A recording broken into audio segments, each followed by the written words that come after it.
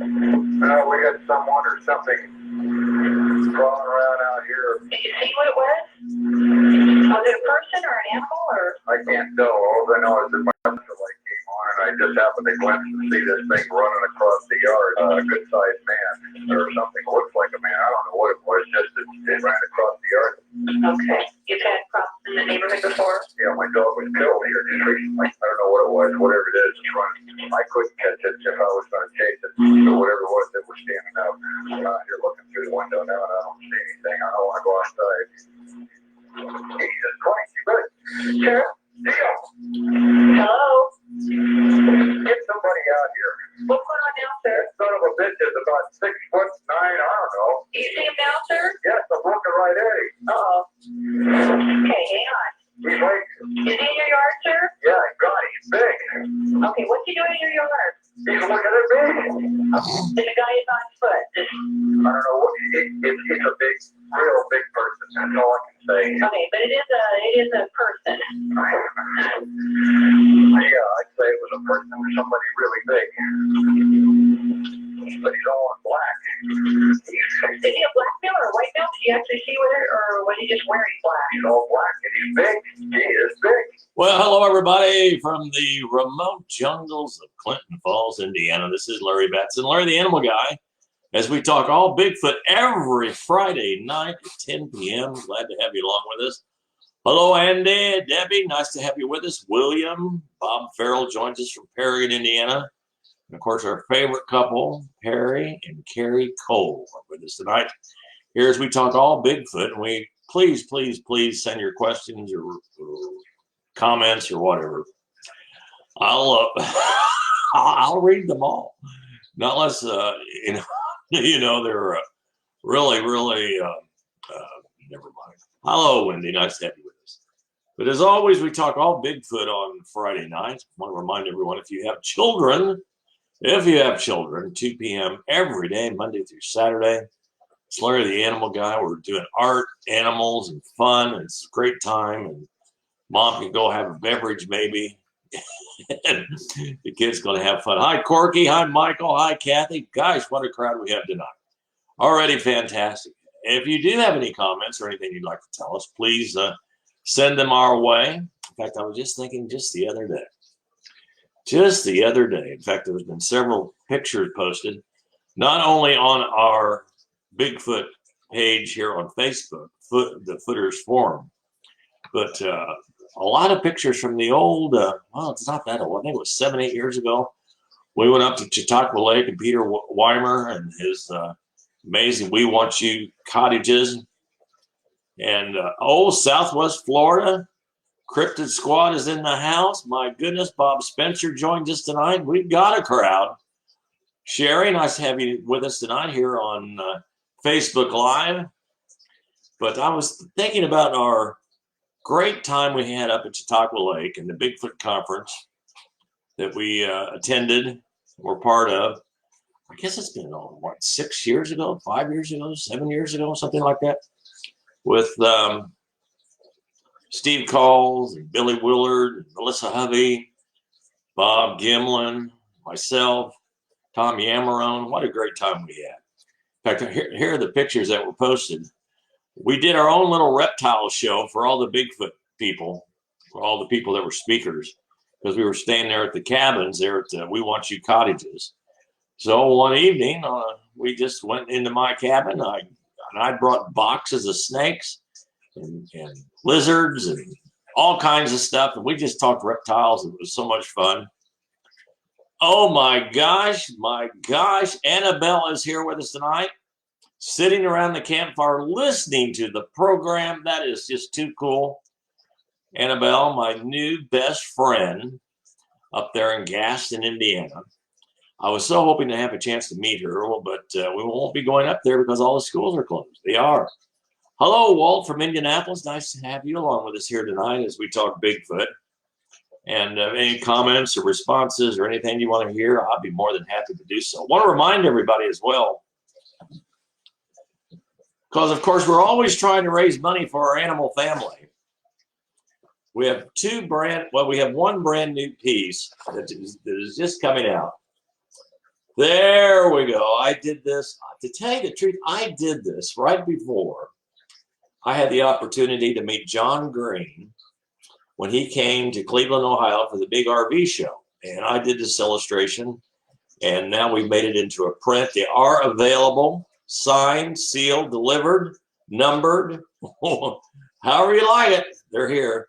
But this is Sasquatch. In fact, this happens to be one of my wife's favorite prints. Then we have the oldie but goodie. Oldie but goodie.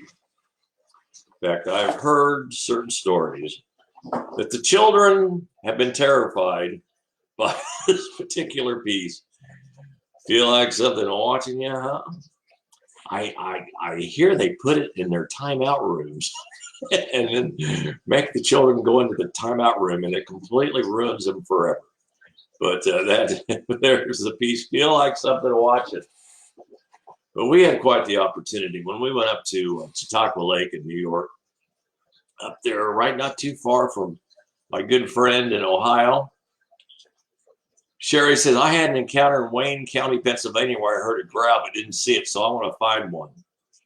Now, Sherry.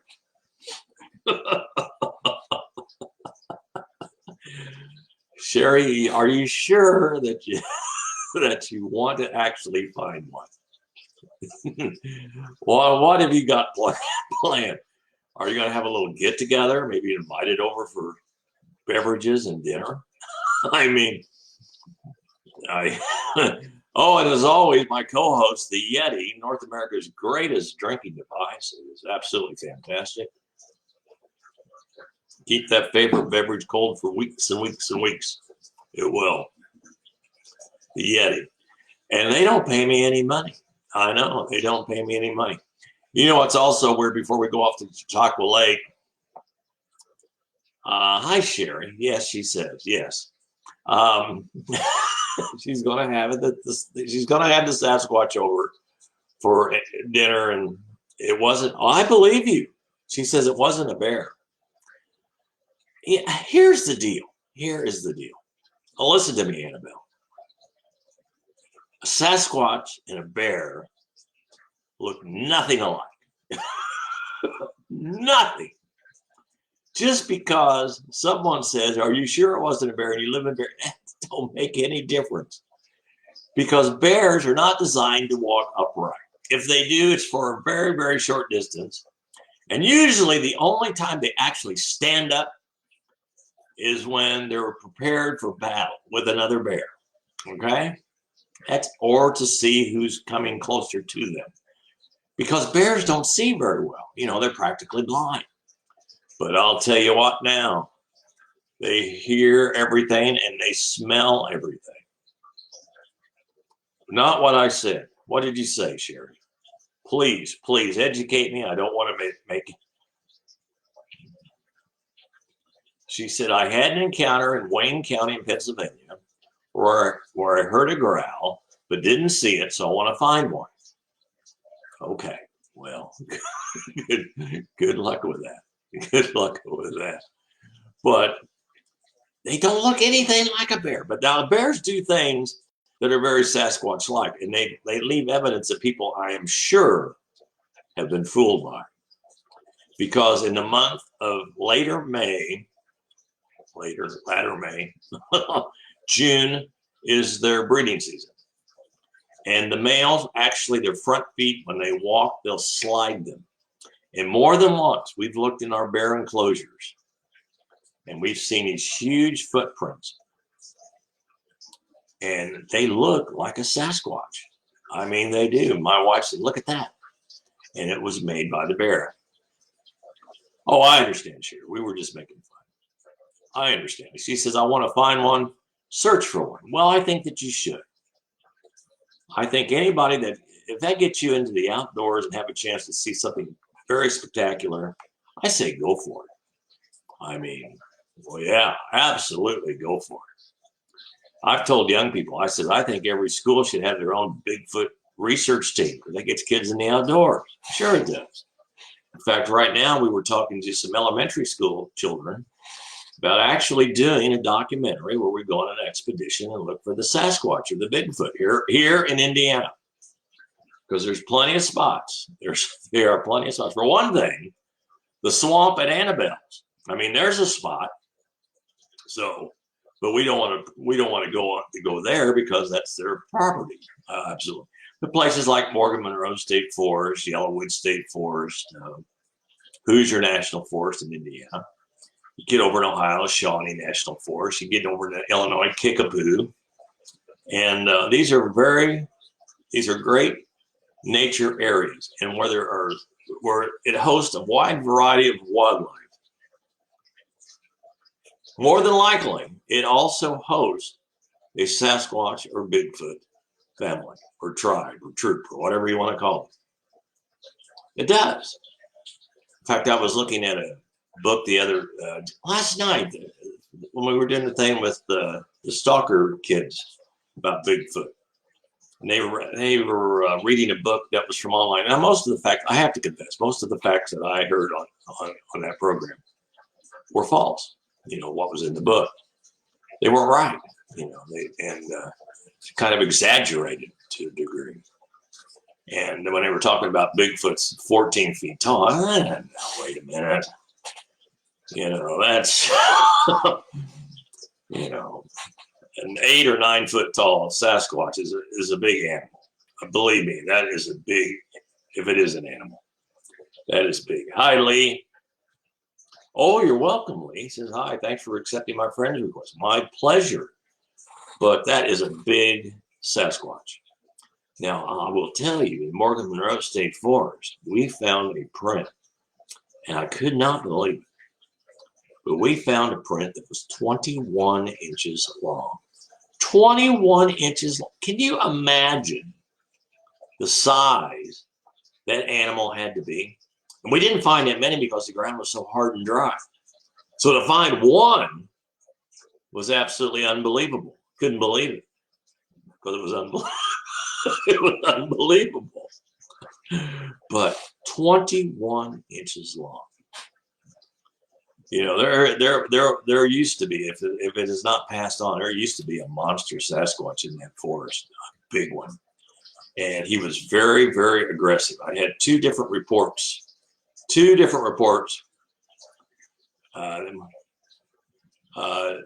Leanweed's afraid to use the outhouse after midnight. Them woods is scary. Well, they are. They are, especially if them woods happen to be in northern Canada or Alaska, because you have grizzly bears. Michael Moran said, what kind of bears are near Indiana? Well, supposedly to the Department of Natural Resources, we have no bears native, but I have spoken with more than one person, which I would consider very reliable, that have seen bears in Indiana. Here's the thing with bears. They are so smart and so secretive that they can avoid us without problem. When they're hunted, the only way they can hunt bears, because just to walk through the forest and see a bear and shoot it, that's not going to happen. They have to use bait. That's what a lot of the professional hunters up in Canada, that's what these guys use. They use bait, or they use dogs. Now, someone said to me once, well, why don't they use a dog to track a Sasquatch? Well, a dog won't track a Sasquatch, because once they pick up that scent, there is no way that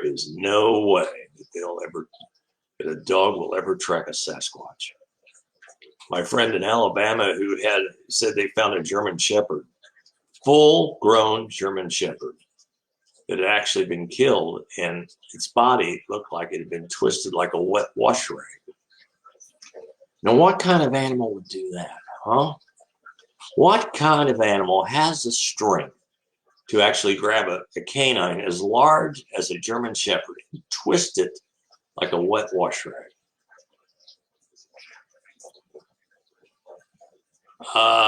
Lee says, currently watching the movie Hoax. Pretty good movie. It's an 8 on my scale rating. Well, 8 on Lee's scale rating is pretty good, What can I say? But we were talking earlier about before we were talking about dogs being twisted, we're talking about the Chautauqua Lake Bigfoot Conference. We had the opportunity to spend a weekend with Bob Gimlin, the Patterson Gimlin film, Tom Yamarone, Tom Yammer, one of the nicest people in the Bigfoot field. And also, as someone called him, the Bob Dylan of Bigfootdom. Yeah, he's written a couple songs. In fact, he persuaded me at that conference because I play a little harmonica. He persuaded me to actually play a song with him about the first person to ever cast a Bigfoot print. It's Jerry Crew. So has a song that's Jerry Crew, and it was cool. It was cool. And Todd Prescott played the drums. And if you look on YouTube, you'll find it somewhere, I'm sure. But anyway, so the Chautauqua Lake Bigfoot Conference is pretty cool. We had a chance to actually go into the field one night. That was part of the whole schedule. And our friend Steve Coles, Melissa Hovey, Billy Willard, the crazy guy Bruce. He's nuts. And darn it, my brain just froze up. Jeffrey Thomas. Yeah, Jeffrey Thomas was with us. And we went, there was a swamp area, and we went back there one night, and we just sat next to the swamp to see what might show up.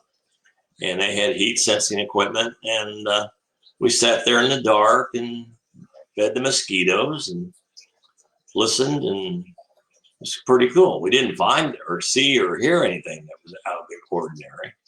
So basically, I just sat there in the swamp with Bruce and Billy and told them Bigfoot stories. And as Billy's words, you sure got a lot of them stories, don't you? I said, well, yeah, a couple. But yeah, it was a great time. And that is a pristine area because they've had sightings up in that part of the state before. This is a pristine area because of all the wilderness and the swamplands. And it looked good. It looked good. There's a great possibility that there could be Sasquatches in that area. I assume that they're there. Absolutely. Just like the Yeti. I always assume it's by my side. Delivering tonight cranberry juice. Well, but we had a great time. To have the opportunity to sit down with Bob Gimel and just talk. I mean, just casual conversation. It was extraordinary. And, you want to ask him questions about the film, Patterson Gimlin film. And then again, he just want to talk. In fact, I spoke with him just last week because of all the stuff that's been going on, all the accusations of this crazy stuff they said they did. And I asked him, I said, Bob, what about that? He said, I don't know. He said, these guys are just silly. And I said, well, that's what I thought too, but you're not too riled up about it. He said, well, it does get under my skin a little bit, but no, I'm not too riled up about it. So I wasn't going to be riled up about it if Bob wasn't, because this subject of Sasquatch and Bigfoot, this is a lot of fun. I mean, what a great reason to go camping and spend some time in the outdoors. With the possibility that you might have experienced an encounter that you will remember for the rest of your life. Anyone that has seen the Sasquatch or Bigfoot, remember that for the rest of their life. Not always in a good way, because I've talked to more than one person that's completely ruined their outdoor experience. Just like those coon hunters down there by Lost Lake and Morgan Monroe State Forest. They're driving back in their pickups and they got their coon dogs with them. And they're getting back to the spot that they've hunted for over 20 plus years. 20 plus years. And they get back to that spot and the dogs are going crazy. So they're thinking to themselves, wow, man, there must be a lot of raccoons moving tonight. There must be a lot of them because these dogs are going nuts. They want out of this truck. So as soon as they got that truck stopped right there by Lost Lake, they let those dogs out and they took off in the woods. And those guys thought, man. And they stood there. They looked off into the darkness where those dogs had taken off to. But all of a sudden, all the silence was broken by the sound of a crack. The sound of cracking wood. They turned around real slow. And there, standing in front of them, in their own description, was a creature that was about 8 feet tall, covered with long black hair or fur, had this huge head, huge shoulders, incredible build. And he just looked at him like they were a piece of nothing. No fear, no apprehension whatsoever. And it looked at him, then it turned around real slow, and it walked off into the woods and was gone. And as soon as they could, they got those dogs back and they had them loaded back into that truck. They got them all back. That's a good thing. And they got out of there. And they told themselves, we will never, ever, ever, ever, ever hunt these forests again. Because they knew what they saw was something that they'd heard other guys talk about. What about the fella in that very same forest? He's up in a tree stand, just getting his be daylight, just getting the sun just starting to come up. And he hears something come through the forest, and he's thinking to himself, that is the biggest buck I've ever heard. He stands there in that tree in that tree stand, and he's waiting to get a shot at this buck. And he's looking through the forest, through the underbrush, and you can see it. Same description. About 8.5 feet tall. This thing walked up to the tree, then stopped and looked up at him. It looked up at him, then started circling that tree, and then walked back into the forest and was gone as the sun came up. And that man did not leave that tree stand for at least 8 hours. He would not come down. And once he did, and once he returned to his truck, and had a chance to think about it, he thought to himself, boy, I made a stupid mistake. I left my deer stand back there because I'm never going to hunt there again. That's not going to happen. Have you had any reports from the Charles Dean Wilderness area? Yes, yes. In fact, when I had a chance to spend some time in Salem, Indiana with my good friend, who was he's a retired conservation officer, he told me about the various calls that they had from that particular area.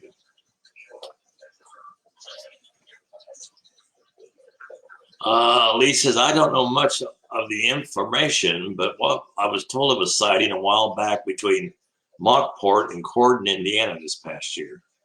Have you heard or had any info on that sighting? I don't have any on that particular sighting, but that whole area, I mean, it's a good spot. It is definitely a good spot. There's enough acreage, there's enough woodlands to support one of these without a doubt.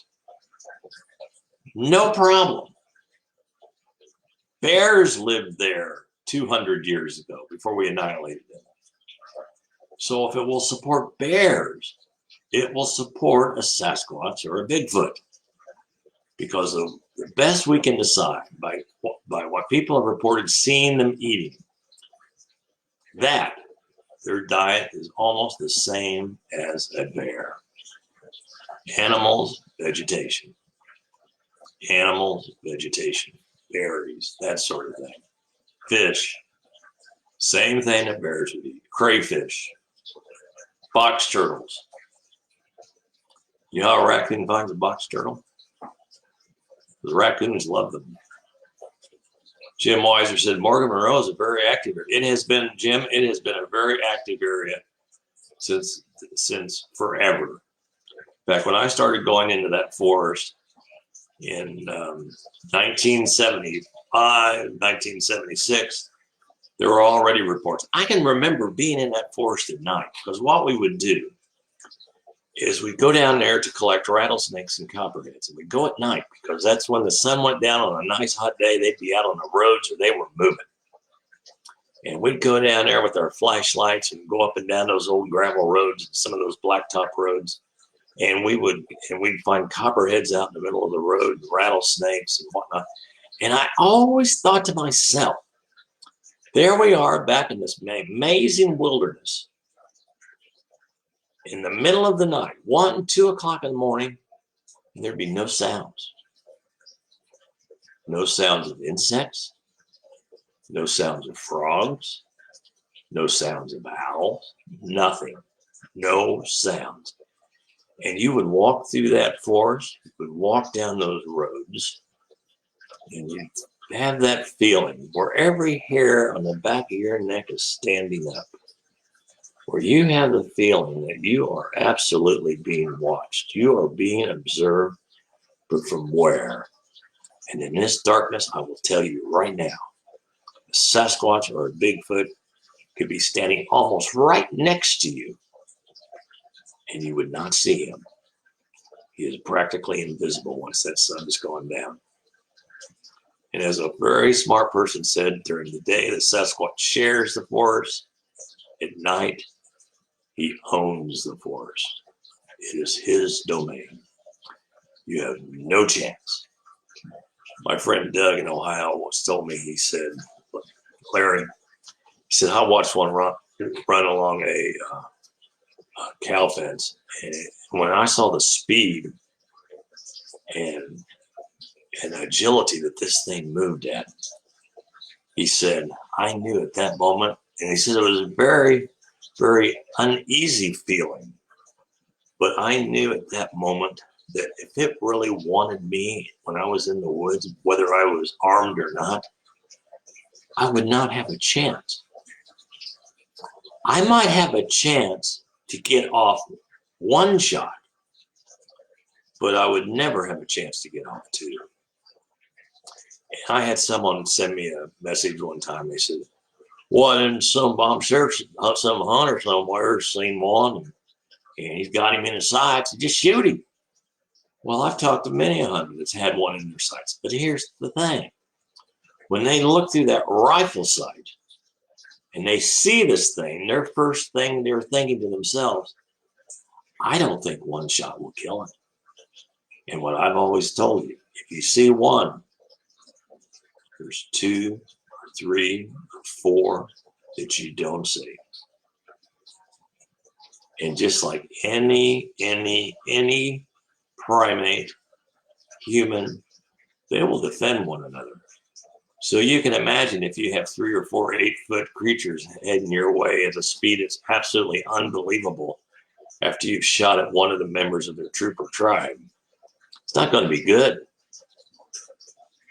William says, we need to get together and spend a weekend at Draper Cabin. Jim Weiser.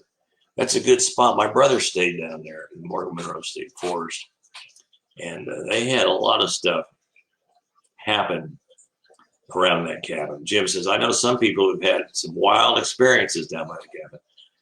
I'll tell you, that's that's a good spot. The whole forest is a good spot because it's so unbelievable.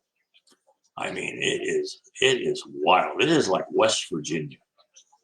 And there's supposedly caves in that forest.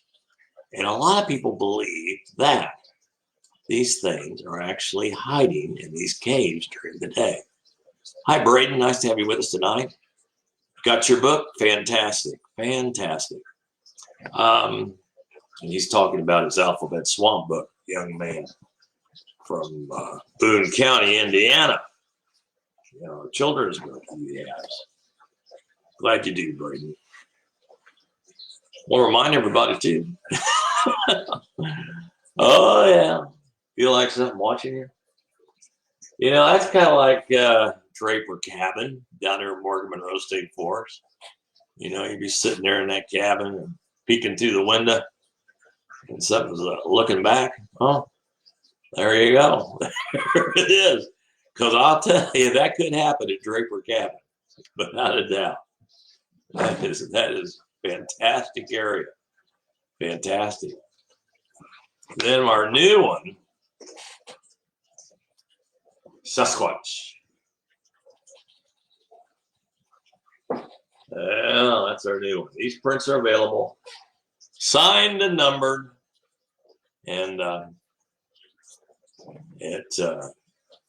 Very cool. Very, very cool. Braden says, I read it and it was awesome. Well, thank you, Braden. He's talking about Alphabet Swamp. Yeah, our children's book. $10 if you'd like to order one. Goes to our animal family. Because there's bears and tigers are they're rather costly to maintain. And when all the schools closed up, so did our income. So yeah, so that's why I'm here peddling my prints and our books and stuff. Yeah, so someone asked me, said, are you going to do a book? I am going to do a book. And the book is totally going to be about my friend in Conneaut, Ohio, and all the experiences that he had from the early 80s. And you know, I remember the first time I had a chance. Well, no, this is the second time. I'm coming through Conneaut, Ohio about 2 o'clock in the morning. And I was going to stop at his house and talk to him. Well, I can't stop at somebody's house at 2 o'clock in the morning, so what I decided to do, and I had a truckload of reptiles, I believe. I had snakes and lizards and stuff. I said, I'll just pull off the exit here at Conneaut, in the heart of Bigfoot country, find a nice secluded spot, park the truck and sleep. And once, you know, it's a decent time, 8 or 9 o'clock in the morning, I'll go to his house and we'll chat. But I have to tell you, when I was sitting in that truck, and I remembered all the things that he had told me, all the encounters that he had had, I confess I felt a little bit uncomfortable, because I was thinking at any moment, you know, one could just walk up and peek in your window. How disconcerting would that be? Because when I went to his house the first time, and he showed me some of the incredible things, for instance, like, okay, here's one. Limbs broken, just twisted, that are about 11, 12 feet above the ground. I mean, so whatever that did that had to be at least 8 feet tall, had 6, 7 foot long arms to do that. So that was disconcerting. Then when he told me about the time that his apple tree was so full of apples he couldn't believe it, and then before he knew it, before they'd all ripened, something had come in one night and cleared the entire apple tree out. The ones that were laying on the ground and the ones that were still hanging from the tree. So that was, you know, he said that was impressive.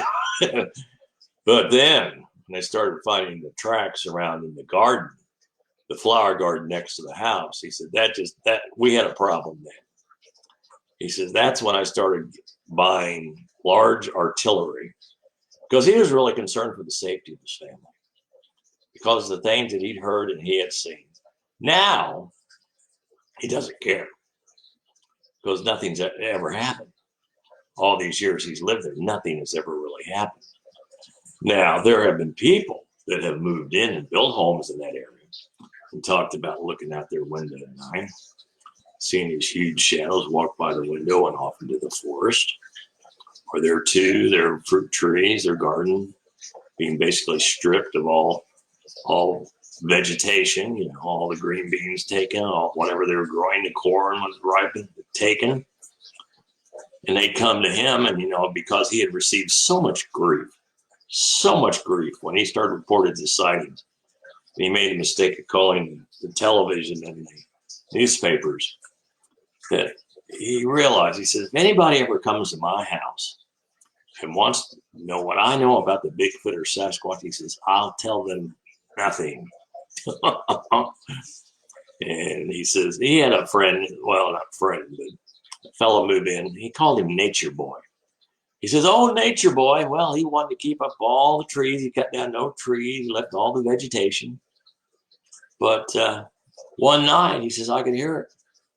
I could hear the screams come out of the forest, and I could hear the lights see the lights being turned on. And he realized that person was having, well, he was having an experience. He was having an encounter. And when he talked to him the next day, the man told him, he said, I saw it walking right across my patio and then off into the forest. He says, I couldn't believe it. And that one friend of my friends, that's a lot of hearsay.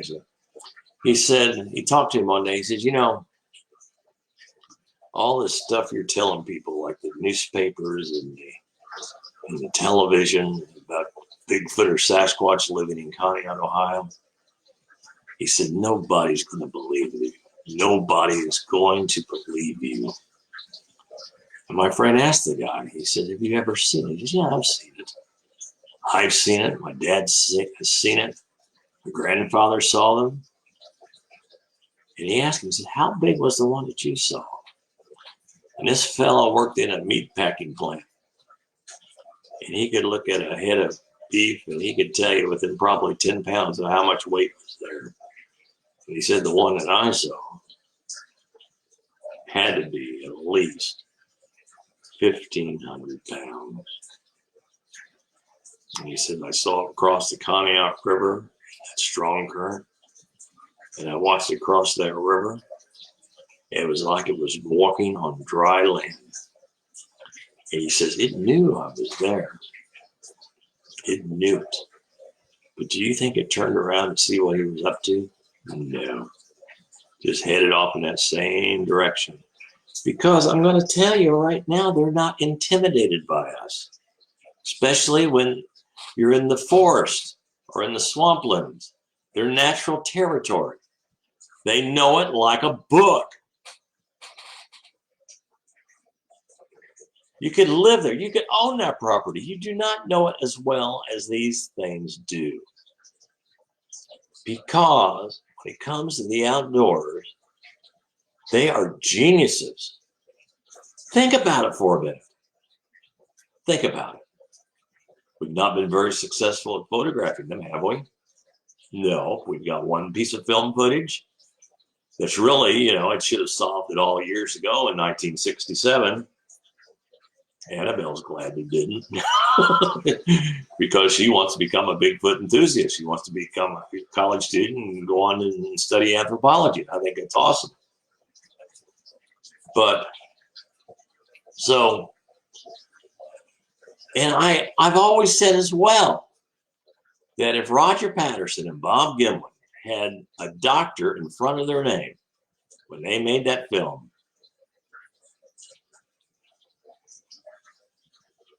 it would have been done. It would have been over.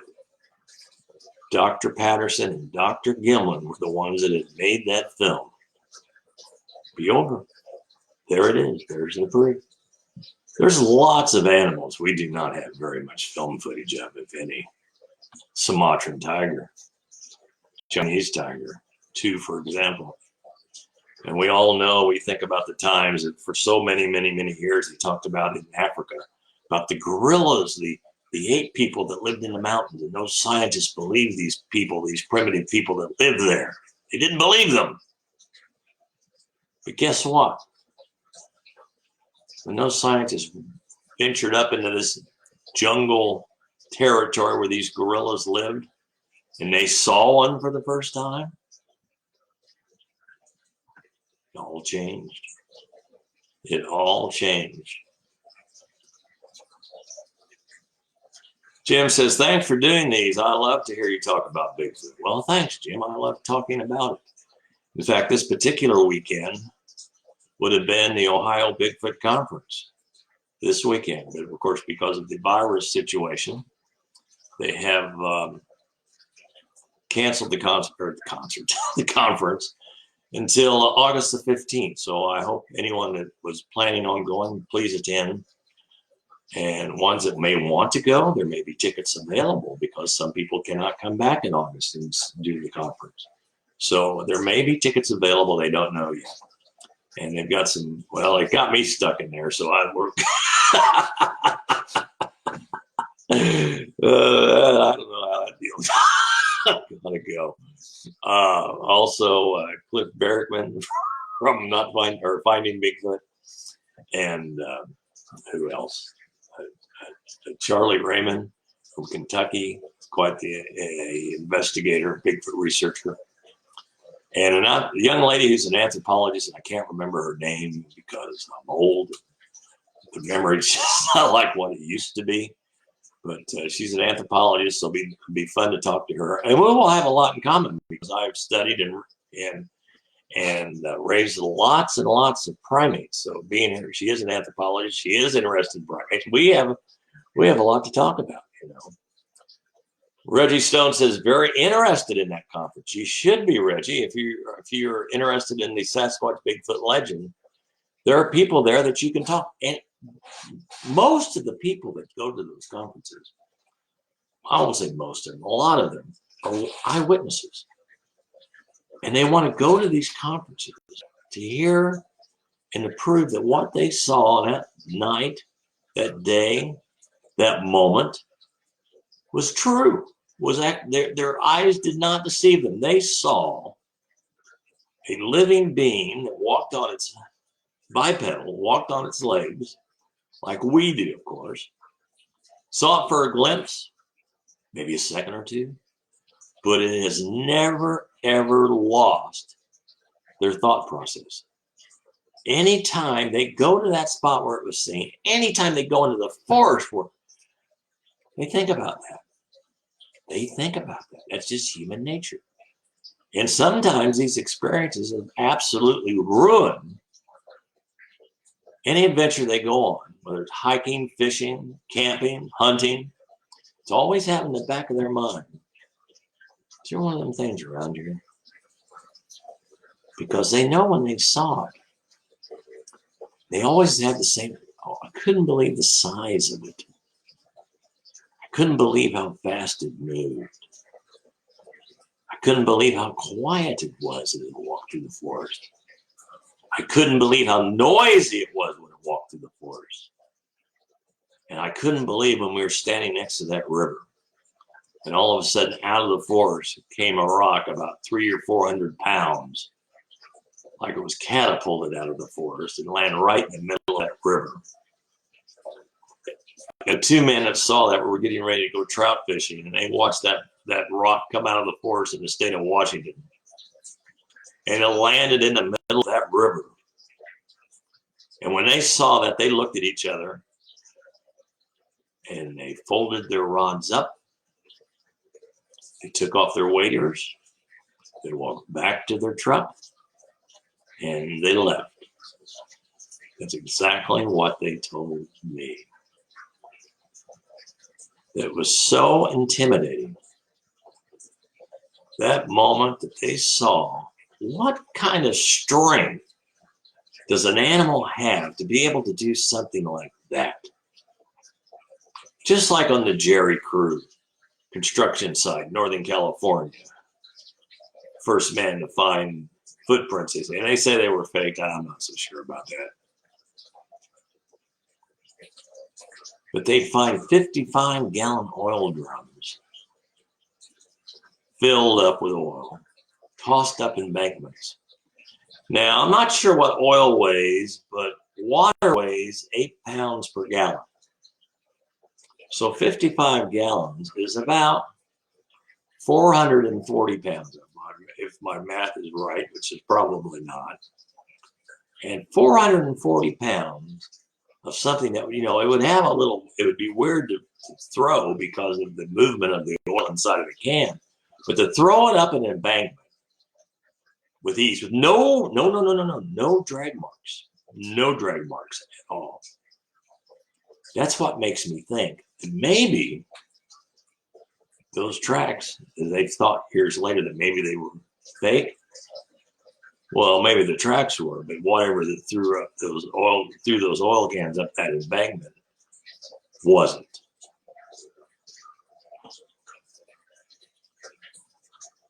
Jareth, rock throwing, commonly reported Sasquatch activity, along with wood knocking, oil drums. Yeah, all of it. I can still remember, you know, the wood knocking. But, you know, not unless I have never talked to anyone. Now, there's probably people that have. I've never talked to anyone that's actually witnessed a Sasquatch wood knocking, taking a piece of wood and beating it up against a tree. Now, I've heard of people doing it, and they've heard responses. Of course, my thing is how many other Bigfoot groups are in the area, and they're just knocking at one another. You know what I'm saying?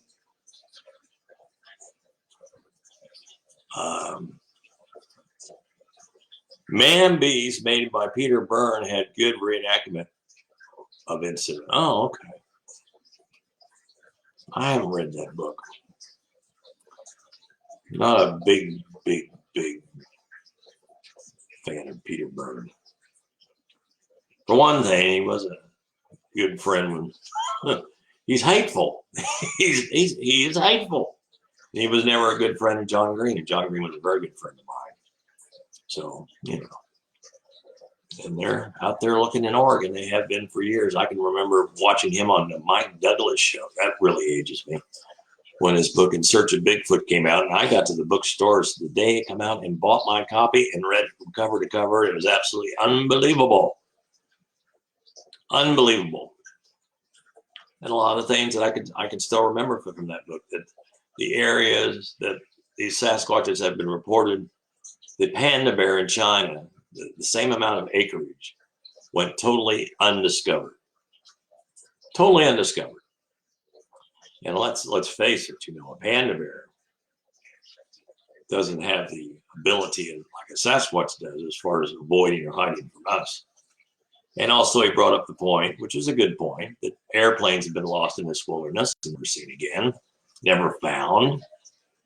You know, airplanes, even if it's a small plane, it's still a good size item, and to not be able to find it. Because these are pretty, you know, these are brutal wilderness areas. They absolutely are. And to venture in there and to think, you know, you're totally at the disadvantage. You're totally at the disadvantage.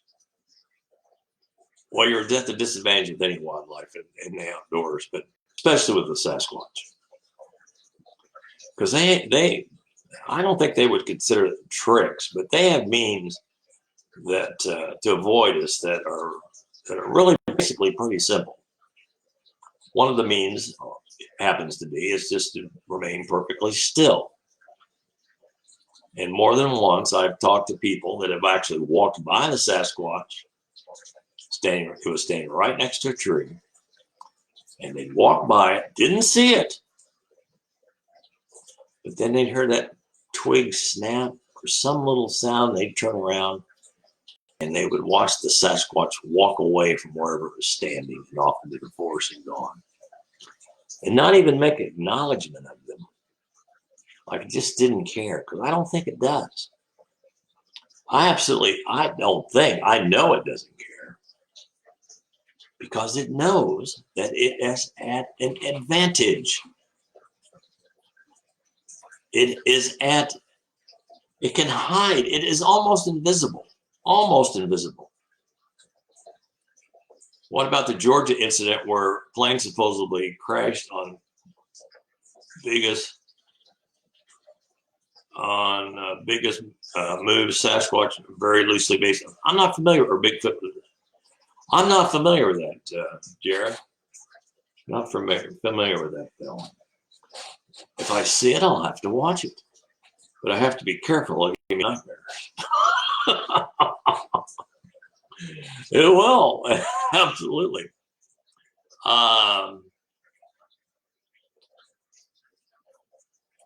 What are your thoughts about the land and the lakes in Kentucky and between the lakes? This is coming to us from Bob Farrell. Stories of the death of campers related to a large animal. I haven't read any details on that, but let me think about Kentucky. Large animal, black bear. Can't see one black bear going in and killing a group of campers. I don't know how many people were killed. I'll look that up, by the way. So it wasn't a black bear. I guarantee it. Mountain lion, supposedly not indigenous, but that's not the work of a mountain lion either. He might beat one person up pretty good. He might maul one person up pretty good, but he's not going to maul a whole group of campers up. No, it's not going to happen.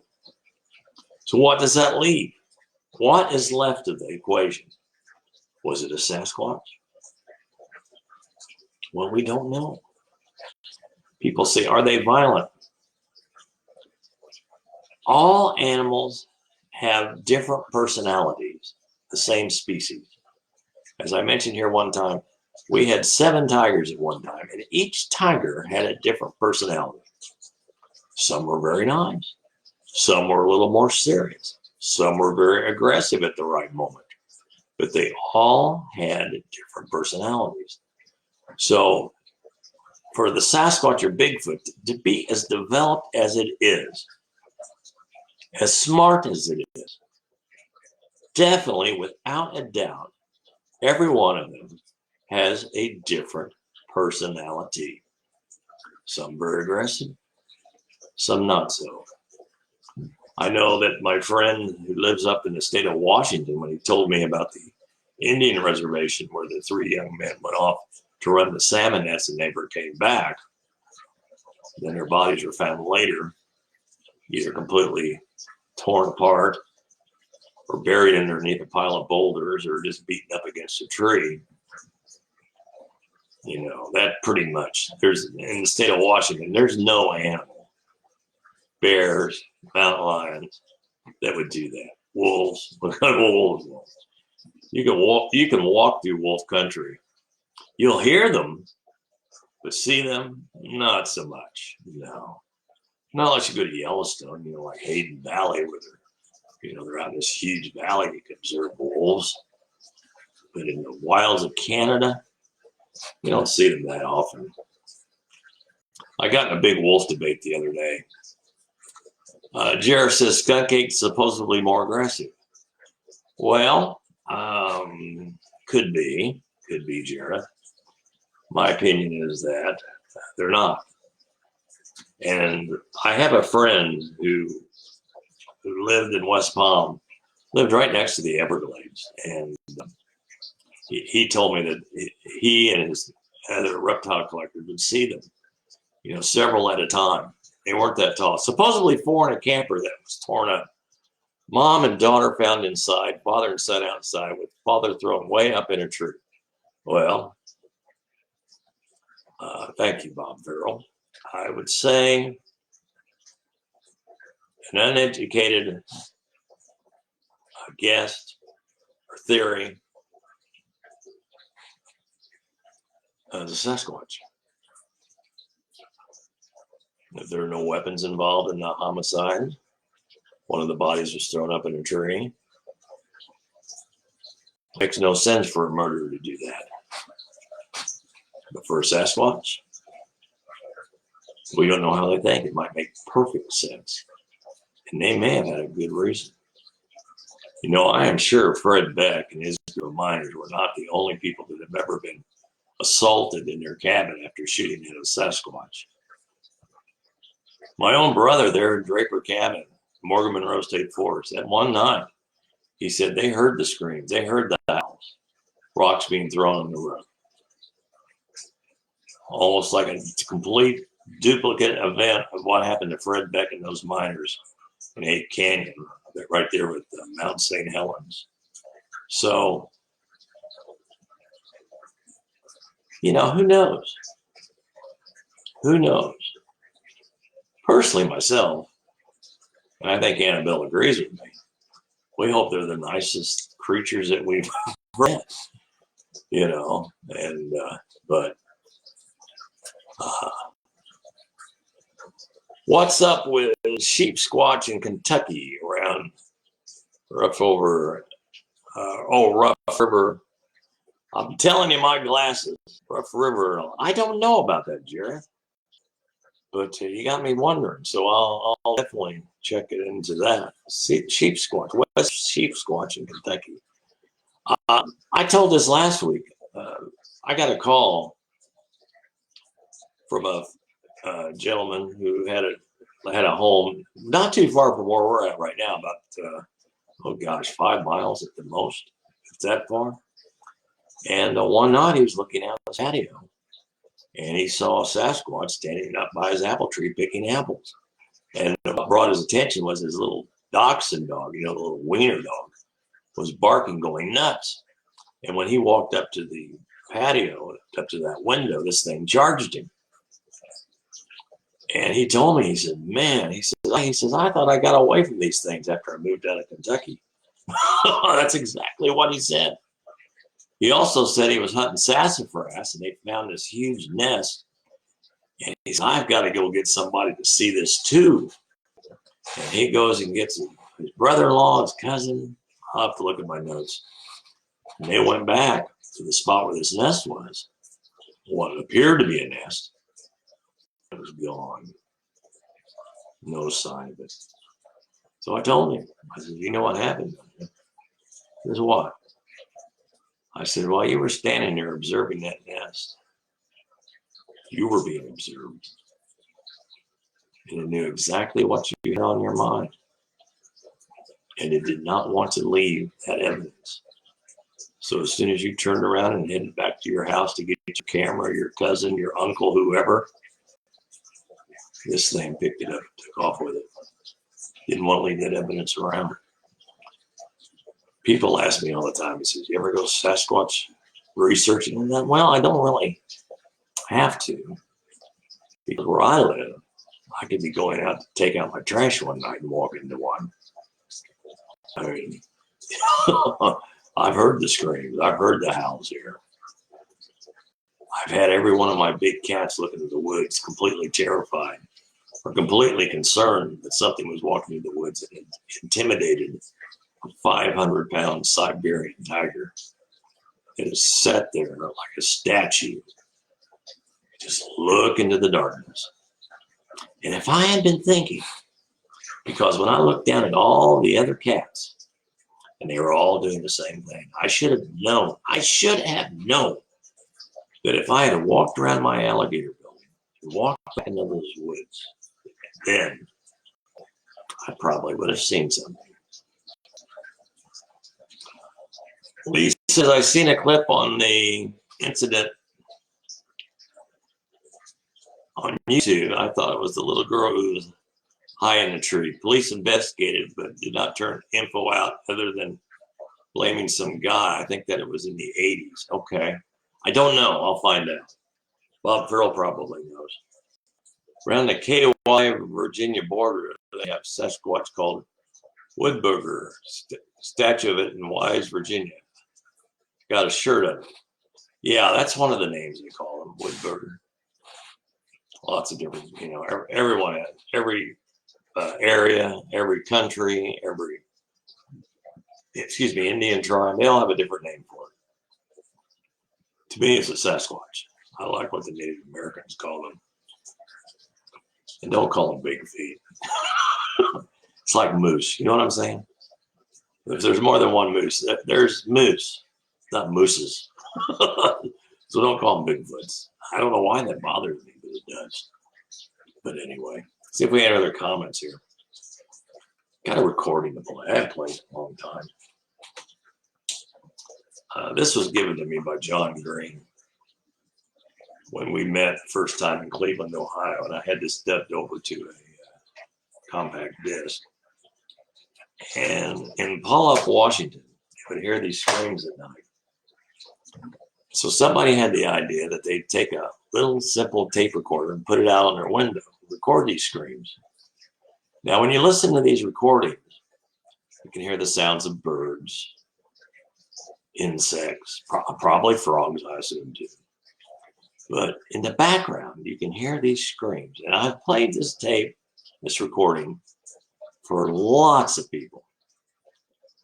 And when I'm doing a talk, I speak to a lot of people that I can look at them and see that they spend a lot of time in the outdoors. So I'll ask them, I'll say, have you ever heard anything like this? So let's give this a go now. Wait a minute here. There's a little intro, which we don't care about. My name is Joe Hurd. Okay, we'll let that play for a minute. But they record these sounds. Lee says, sounds like you have the drips going on there. Oh, no. My Florida mud turtle aquarium's right over here in my office. I have, Lee, giant Bufo marinus toads in here. I do, I'm telling you I do. Pythons, boa constrictors, alligator snapping turtle. Right here in my office, I do. Yeah, that's the sound of the aquarium.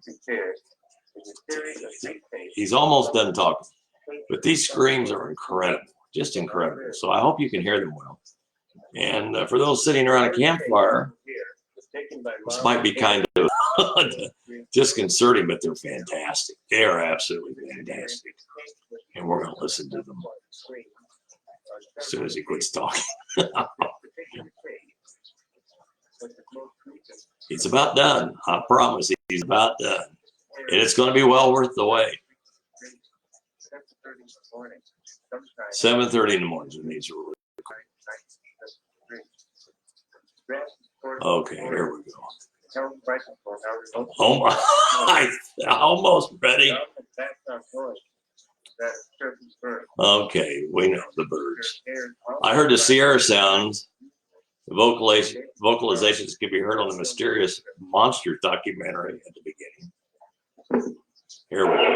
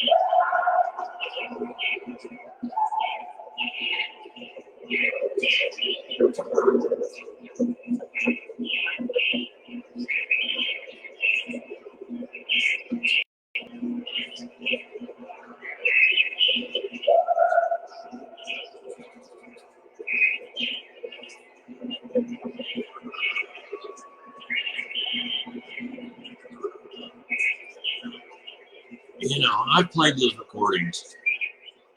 I had one fella tell me, "Oh, those are coyotes." I know they're not. I've raised coyotes. I know what coyotes sound like. I've heard all the vocalizations. It's not a coyote.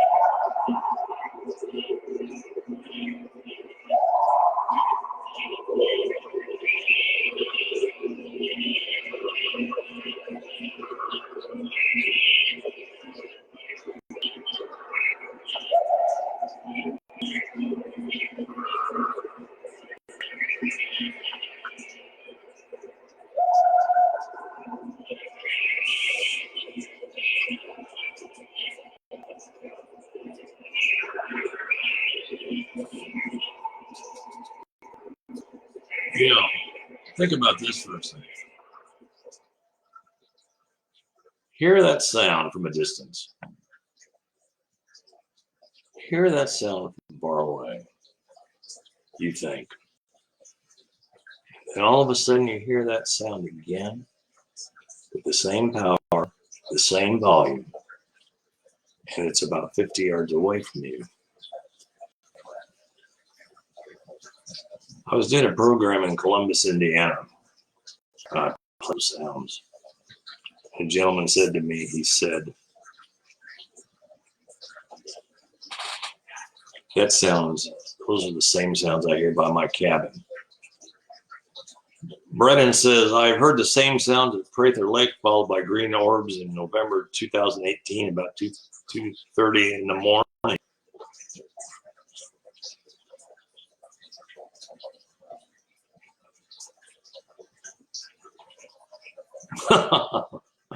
Well, he says, "I've heard of people gifting. Is it possible to give them my eggs?" Well, I don't know.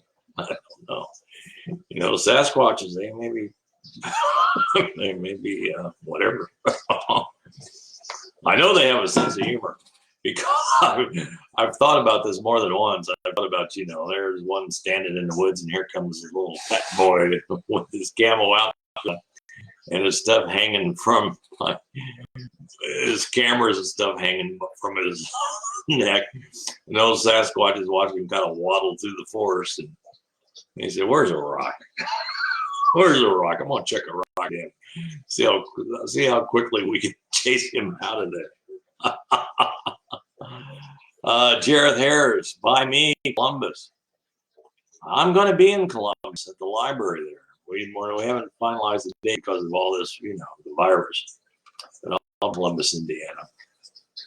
Hello, Jeff Williams. Anybody have any comments or questions or anything like that? We love to talk about the Sasquatch, the Bigfoot. Friend in Ohio. Hey, Arkansas. Hi, Shannon. Nice to have you with us tonight. Arkansas.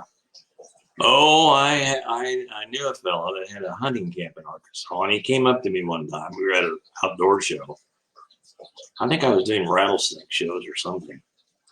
And we were talking about Bigfoot. And he told me, he said, we've been back in that swamp land, that forest, and we heard these god-awful screams. He said, I've got some hair that I ought to send to you. I said, you should send it to me. I'd like to take a look at it. Well, it didn't look like anything I know of.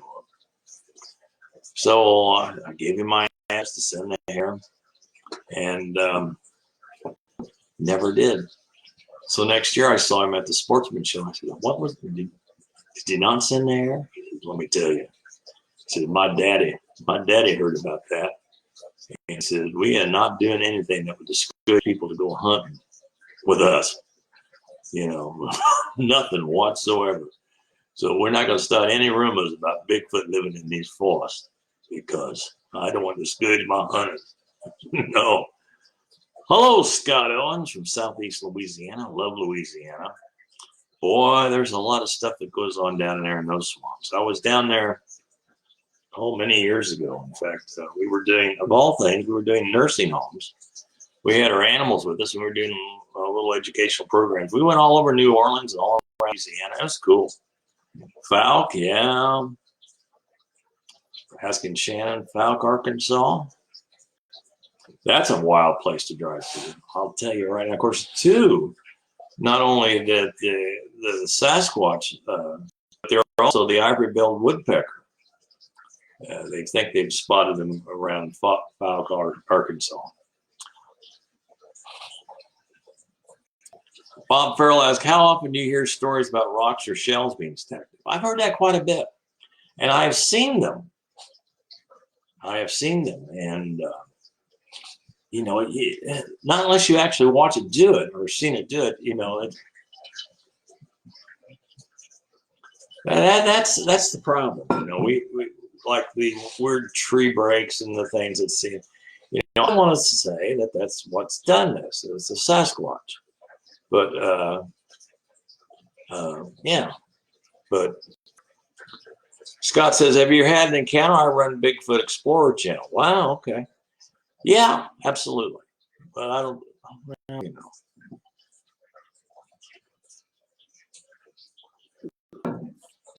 That's exciting. Bigfoot, no Little Rock. Shannon lives in Little Rock. That's a cool place, too. I love the entire state of Arkansas and Alabama. Had a chance to go down there quite often and do programs. Georgia, love Georgia. All Sasquatch country. I mean, you get in those swamps, that heavy timber. I mean, they rule it. And, I said, Sasquatch is like, when I look at a big rattlesnake in the wild, here's a comparison of the two. When I see a 6-foot rattlesnake in the wild, I say to myself, I am probably the first person to have ever seen that snake from the moment it was born alive by its mother, when it was just a few inches long, to the length of 6 feet. I'm probably the first person that has ever seen that snake, because the reason I say that, most people, when they see something like that, they kill it. So, a lot of these Sasquatches, they could spend their entire lives in the wilderness areas and never see human. Never, ever. Especially when you get up into Canada, you get up through Saskatchewan, Ontario, billions of acres of just wilderness. Jeff said, do you remember a story that was on the news in the 70s about a creature or something in Rockville? I do remember that story. And Rockville, Indiana, there are several areas around there that they had reports. In fact, there was a school teacher that had a sighting, and it wasn't too far from there that the fellows that were sitting there in a pickup truck off the side of the road, something grabbed the guy in the passenger seat by the arm, tried to pull him out of the truck. But luckily, his friend grabbed him by the waist and held on. Scott says, what are your thoughts of possible Sasquatch language or communication? It's absolutely true. It's absolutely true. I will tell you that a friend that I know that lives in Washington, and I've told this story before, he had a neighbor down the road, and he lived 5 miles south of the Canadian border. And one night they're standing on the porch, and his friend has this huge Rottweiler. Well, they can hear something moving through the forest. They can hear those footsteps. And the guys are just kind of looking, and hear it, listen to this. And then the dog, it wouldn't leave the porch. No. But it just sit there on the porch and growl. It's that low growl. And those guys are pretty satisfied that there are 1 or 2 or 3 Sasquatches before us. And they hear this. They hear this come out of the forest. Mowgli, Mowgli. That was the dog's name. Mowgli. He said when they heard that, they said, they put Mowgli in the cabin and they joined him and locked all the doors. And it completely,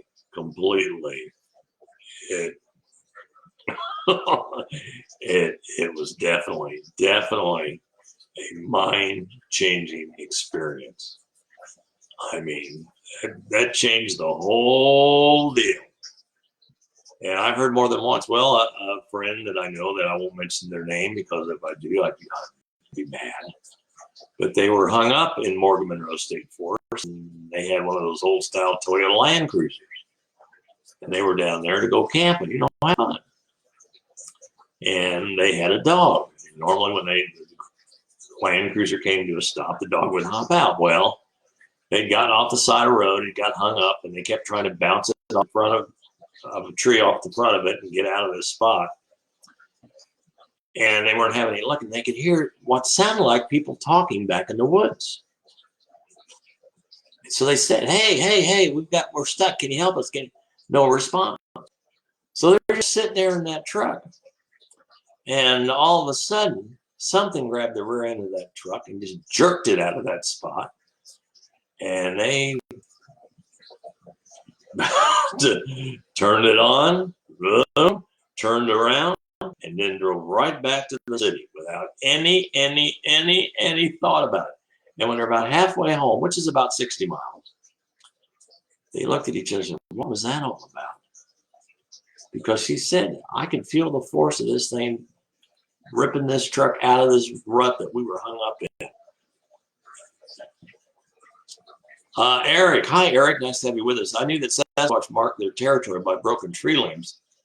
I also heard that they were totally uproot a tree and inverted. Have you ever seen that? Yeah, absolutely. We were seeing tree limbs that were broken by twisted apart. Big tree limbs. I mean, like big tree limbs, twisted like a wet washer, broken. Jeff, hi Larry, I agree to that. They have a sense of humor.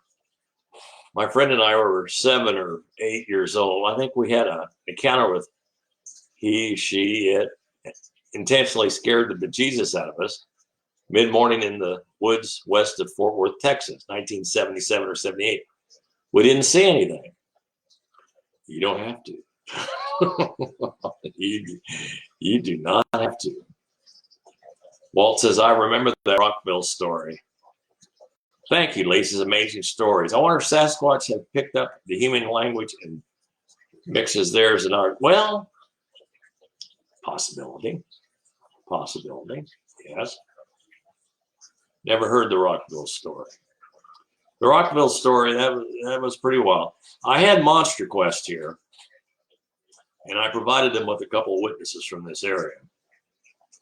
But all the stuff that they filmed with me that never aired because I basically made fun of the show.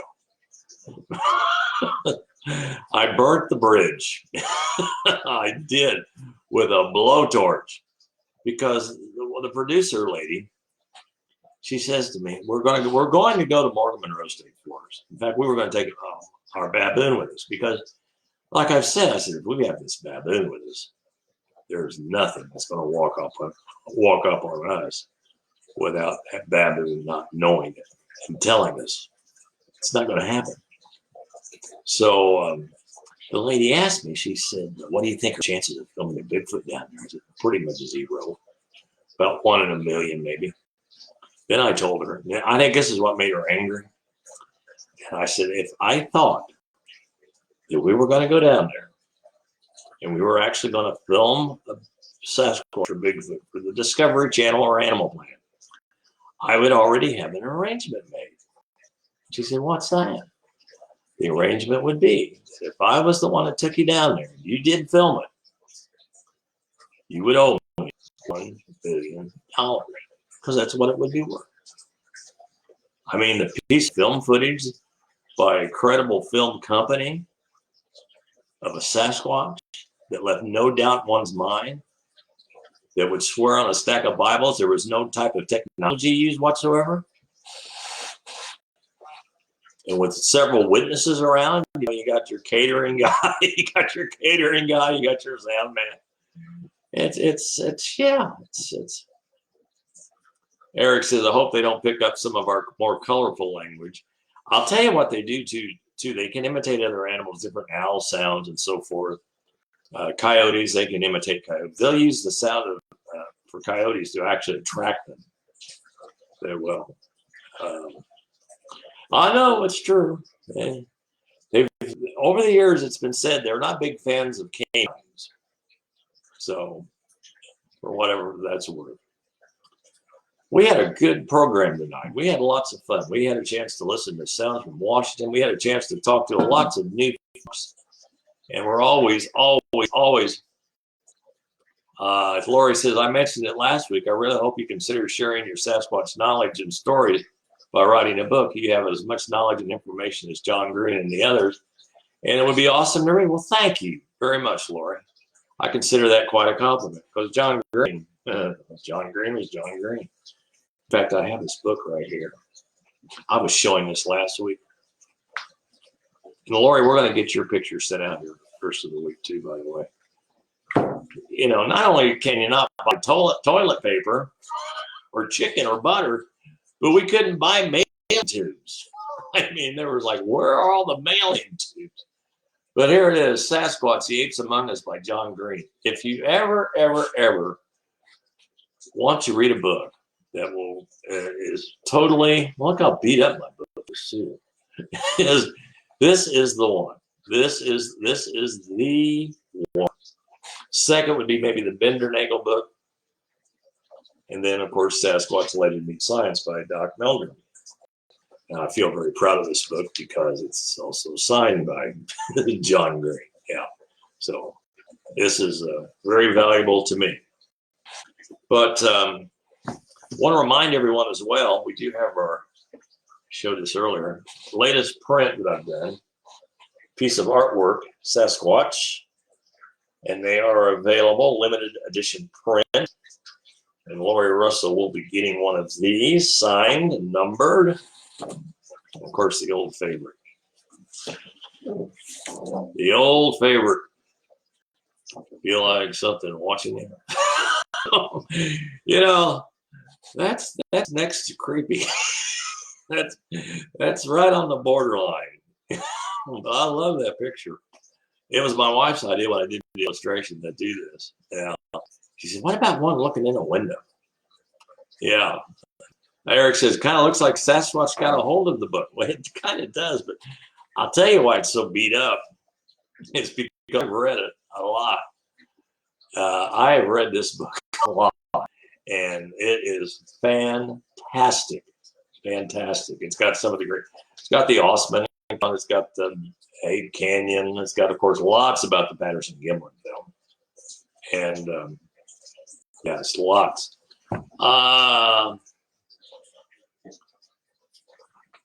Well, thank you, Lee. Says, you're awesome, brother. Can't wait for the live feed next week. You betcha. Well, I can't either. We always have a great time. Always have nice audiences. That's always quite rewarding because I really enjoy, I'm a wildlife educator. I've spent 41 years traveling all over the country doing educational programs with tigers, jaguars, leopards, lions, baboons, monitor lizards, alligators, tarantulas, giant toads from South America, all kinds of stuff. You want to see the giant toad itself? It's not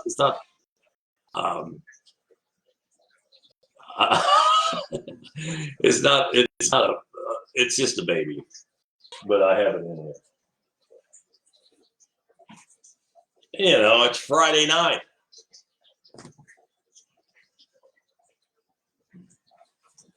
Come here, buddy.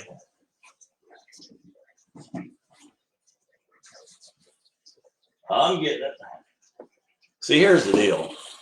Every day, Monday through Saturday at 2 o'clock, we do a great thing for the kids. We draw, we show animals, we talk about animals. We just have fun. Animals, art, and fun. That's at 2 o'clock on Facebook Live every day, Monday through Saturday. So if you have a youngster that's going crazy because of having to stay inside all the time, well, this might be something to use up a little bit of their time. Okay, here he is. He's just a baby now, but even still, look at that. Look at him. He's about 3 times the size of the toads that we find here in Indiana. The Fowlers and the American toads. But this is the Bufo marinus. This is from South America. And when they're big, they'll actually eat mice. They will. And but he's just very cool. But in fact, I just got him, and he'll be part of our educational programs for a long, long time. That's right. So I'll slip him back in his holding area. The funniest thing, the other day, I accidentally let the big toad out, and I couldn't find him, and he was heading toward the living room. He was, and that was close to hilarious. It absolutely was. I get this back together. How did I do? Oh, there we go. All right. But the name of the book is Sasquatch, the Apes Among Us, Eric. Sasquatch, the Apes Among Us. And I think you can get a copy of it through Willow Creek Books in Northern California. I think Stephen, the proprietor there, putting the toad back. He has that book for sale, so I think you can get it there. So it's a fantastic book. But Sasquatch, the Apes Among Us by John Gray. I hope everybody has a wonderful weekend. Please be safe. And we'll be back here next Friday. 9:30, we tell animal stories. Oh, I got a couple of those too. It is always on Friday night, our #1 presentation. We're talking all Bigfoot. Annabelle, have a great night tonight. Always fun to have you along with us. She is will be going into the 1st grade, and she's going to be the future of America's Sasquatch researchers. Absolutely. Thank you all very much. This is Larry Battson broadcasting from the remote jungles of Clinton Falls, Indiana. Have a great night, and watch out for Sasquatch. Watch out.